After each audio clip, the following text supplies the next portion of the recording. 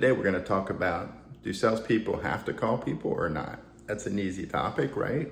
Every general manager I've gone to help over the past year has asked, hey, can I get my salespeople to call people?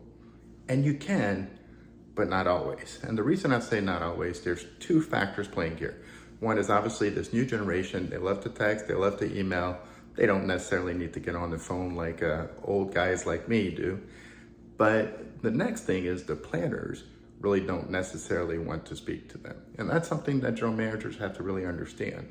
When a company like Marriott goes to Group 360 and they have planners who are booking directly through the system without ever talking to a salesperson, that tells you it's on the future horizon, and it's in sales, baby. Salespeople, start working on your resumes. You need to. Still, I push back on that younger generation. I'm telling you, there are times you have to pick up the phone. And those times are vital. Those are a piece of businesses you want, the need dates, the CEO calls you directly. There are times you have to be comfortable picking up the phone. Now, you need to ask three things of your general manager for this to happen. You need to have the confidence that operation is going to deliver. You need to know what story you're telling about the property. And then finally, you need to have the tools in order to do the response properly. An email or a text isn't going to cut it.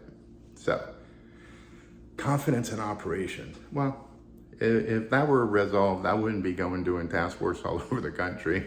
I would be sitting at home all the time. Operations and sales speak two different languages. I had the fortune of having done both, so I get to translate it between them. But I'm telling you, those are two different languages, and I think that the planners who book directly with operations are going to find that out pretty painfully.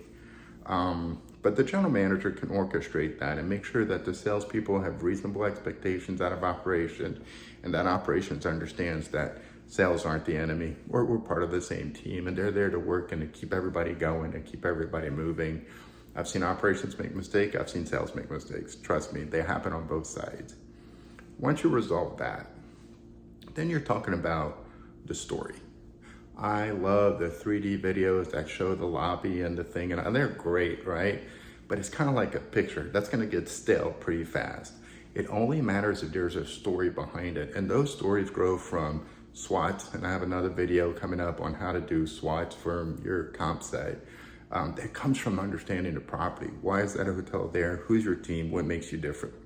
And then once you've got that worked out, and that's part of your elevator spiel, that's what you tell people when you're in a plane next to them and they ask you, where do you work? And you say, I work at X Hotel.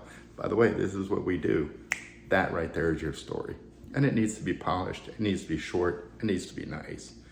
Third point, the salespeople need to have the tools.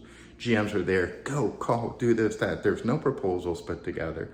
There's no real messaging. There's nothing that's been crafted, put in the hands of the salesperson for them to feel like they have a tool they can present.